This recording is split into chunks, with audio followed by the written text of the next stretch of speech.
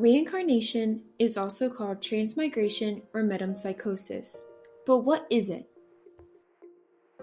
Reincarnation is the religious or philosophical belief that the soul or spirit, after biological death, begins a new life in a new body that may be human, animal, or spiritual, depending on the moral quality of the previous life's actions. Any aspect of the individual after bodily death can be reincarnated, whether it's consciousness, mind, soul, or some other part. The new existence after reincarnation can be human, animal, spiritual, or even a vegetable. If that's human reincarnation, what's cosmic reincarnation? It's the belief that the world has been reborn and will continue to cycle through birth and death. Two examples of this is the Navajo creation myths and the ancient Greek creation myths, where the world was destroyed and start anew. This brings us to our next idea about cycles and times and how time is cyclical. Circles are very important in reincarnation. They symbolize many different things, but for now, we are focusing on the fact that they are a perfect shape, they symbolize infinity, and they also represent repetition. In regards to nature aspects of circles in reincarnation, there are circular architecture, seasons, planets, time, weather, and animals. For example, ocean waves are cyclical because the motion of bringing in new sediments to the shore and then eventually getting washed back out into the ocean is repetitive. I suppose the next question is, who believes in reincarnation? And the answer is, it is mostly seen in South Asian and East Asian traditions. However, it is not just limited to these regions. To further my previous thought, reincarnation can be seen in religious and philosophical thoughts of local religion as well as in ancient Middle Eastern religions. Now, for the purpose of this presentation, we will be focusing on ancient Egypt, Buddhism, ancient Greeks, and Native Americans, and their thoughts on reincarnation.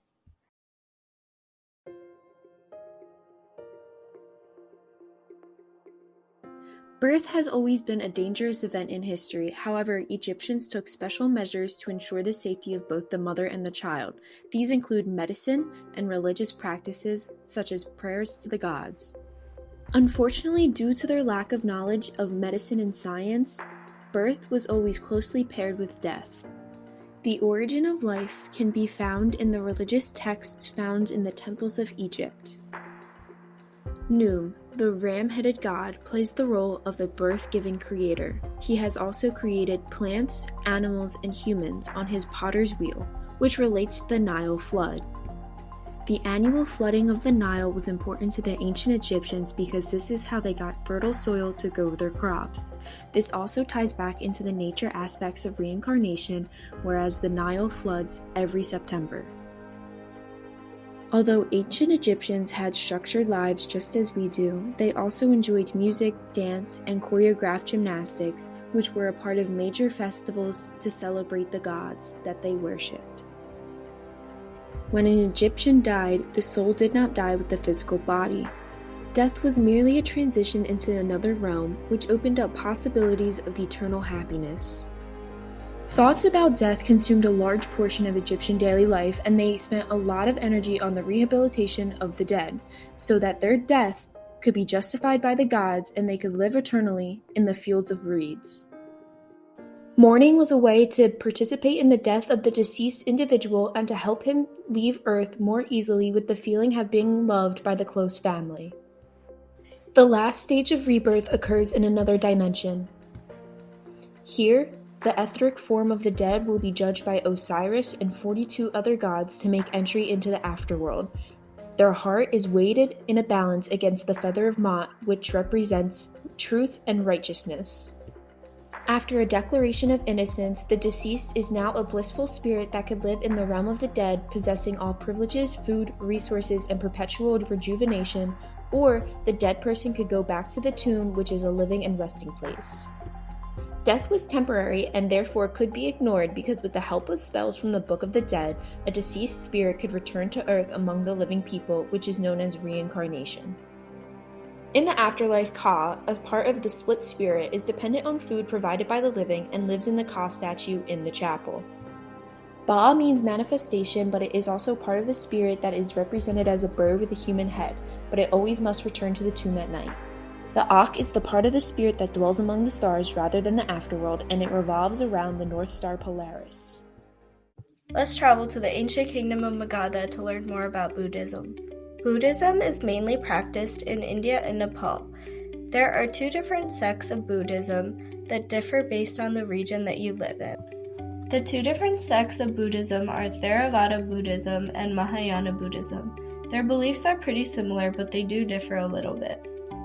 Theravada Buddhism is mostly practiced in Southeast Asia and Sri Lanka, and Mahayana Buddhism is mainly practiced in East Asia and Nepal. Theravada Buddhists believe that we must be free of our own egos to experience enlightenment, which is a blissful state of existence. Mahayana Buddhists believe that we must understand sunyata to attain enlightenment. Sunyata means emptiness, which means that we must let go of all our worldly desires and attachments before we move on to our next cycle. How does this relate to reincarnation? Just like we talked about cycles in class, reincarnation is the cycle of births and deaths. In order to break this cycle, Buddhists believe that we must attain enlightenment. You may be wondering, how can I attain enlightenment? Well, it's simple. You can start by displaying good karma. Karma is the law of conservation of moral energy. In order to attain enlightenment, you must lead yourself down the path of righteousness. This means that you should have good morals, make good decisions, and just be a good person overall. An important thing to remember is that we are in charge of our own fate. Our fate does not decide what happens to us.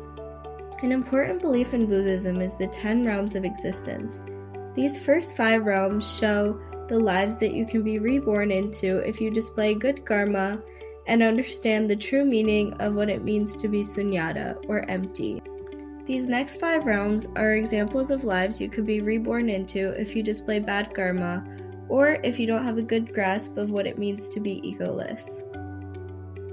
Since Buddhas are at the top of the realm, they must be able to understand people all the way at the bottom so that they can help them and guide them towards enlightenment. Like I said before, if we want to reach our spiritual goal, then we must trust the process that Buddha has put in place for us. This is the main principle of Buddhism. You also may be wondering, what happens if I display bad karma? You may have heard the saying, what goes around comes around. Displaying bad karma may lead you to a life of suffering, but that is just the cycle of birth and death that we all must go through in order to achieve our main goal of enlightenment. To connect this back to our readings, we must keep cycling through these births and deaths as long as it takes to attain peace, heaven, whatever you may believe in. Just remember to trust the process. Now we are going to talk about the beliefs of the ancient Greek civilization. Beginning with vocabulary, there are 2 words most commonly used in the Greek language to describe reincarnation. Translated into English, they are palingenesis and metempsychosis. While both and others are utilized, metempsychosis is more widely used and acknowledged. The origins of Greek beliefs of reincarnation are complex and rooted deep in religion and culture. The first mentions of a belief in reincarnation in ancient Greece come from the philosopher Pherecydes of Syros, who lived around 540 BC. Pherecydes was a major proponent of the Orphic religion, which held that a pre-existent soul survives bodily death and is later reincarnated in a human or other mammalian body, eventually receiving release from the circle of birth and death and regaining its former pure state. The Orphics considered the human soul immortal and divine. They believed it to be a part of Dionysus, who in their mythology was dismembered and devoured by the Titans. As retribution, the Titans were destroyed by Zeus and humanity was created from their ashes.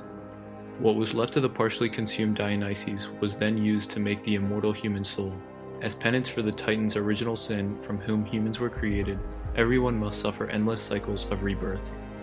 The only way to escape this cycle was through initiation into the sacred mysteries of Dionysus. Only after undergoing the telet, or purification rites, one could become an initiate. Many well-known Greek philosophers were also proponents of an idea of reincarnation. Examples of these philosophers include Socrates, Pythagoras, and Plato. Pythagoras is the most famous proponent of reincarnation among the ancient Greeks. and a story is oftentimes told to describe his belief in the idea. Pythagoras once saw a puppy being beaten. He stopped the beating and told those present that the puppy was occupied by the soul of a friend, whom he recognized upon hearing its cry. Like many of their contemporaries, the Pythagoreans believed that the body was a tomb in which the soul is trapped.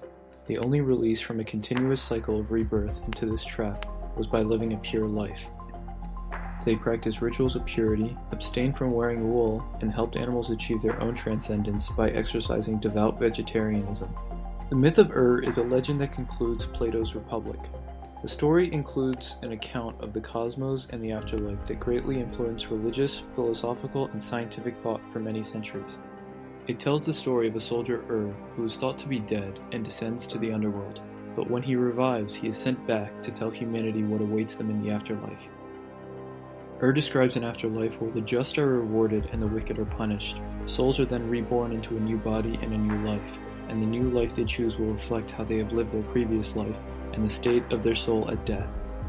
In the dialogue, Plato explains that this means the soul must be immortal and cannot be destroyed.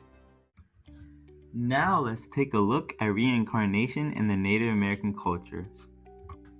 The term Native American refers to the indigenous groups of people whose original territories were in present-day North America. Most Native Americans believe in a free soul, which is the belief that the soul is the carrier of human consciousness and that it can separate from the body for a limited time or permanently when the body dies. Once the soul has left the body, it moves through the spiritual world before it is reborn or reincarnated. The deceased can be reborn or reincarnated as animals, people, or ghosts. Now let's look at some common burial types in Native American culture. There is cremation, tree burial, and earth burial. Cremation is the process of burning the deceased to help them enter the afterlife by having the smoke send their body upwards.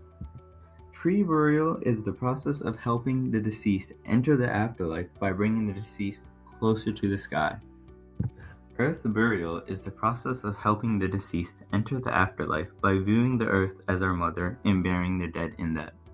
Now let's look at reincarnation beliefs in the different Native American tribes. The Inuit people believe that when someone or something dies, a spirit passes over and continues existing in the spirit world until it is reincarnated to someone or something within the same family. The Tlingit and Haida view the deceased's bones as an important aspect in the ability to reincarnate, which is why they cremate their bodies until only the bones remain and treat those bones with respect. The Gitxsan people believe that one soul could be reincarnated into the bodies of several people at the same time, which means that multiple people can share a single soul. The Algonquin tribes believe that reincarnation was just one aspect of the afterlife, in that a soul can exist in multiple places at the same time, where even multiple souls can exist. The Wyandot people believed that the location of the burial site was one of the most important aspects in the ability to reincarnate, which is why they carefully selected a burial location for the dead, especially children. The Plain tribes believed that when a person strays too far from their designated life path, their soul cannot complete its journey on Earth, and thus the soul must reincarnate until the journey is successfully completed. The Zuni and Mohawk people believe that the spirit reincarnates 4 times, with each reincarnation being more powerful or complex. The soul gets reincarnated as different animals for the first 3 reincarnations, while the soul gets reincarnated as a human for the last. The Apache believe that a proper burial was one of the most important aspects in the ability to reincarnate, because it is essential for the soul to be free so it can peacefully continue its journey in the afterlife. How do all these topics relate to what we learned in class? A lot of the readings that we talked about in class relate back to reincarnation, but some of the most important include the Navajo creation myth, the Mayan cosmos creation story, and the cyclical serpent and Rig Veda reading. The idea of reincarnation was present throughout these 4 readings, and it was also present in many other aspects of this class. Thanks for listening. We hope you enjoyed our presentation.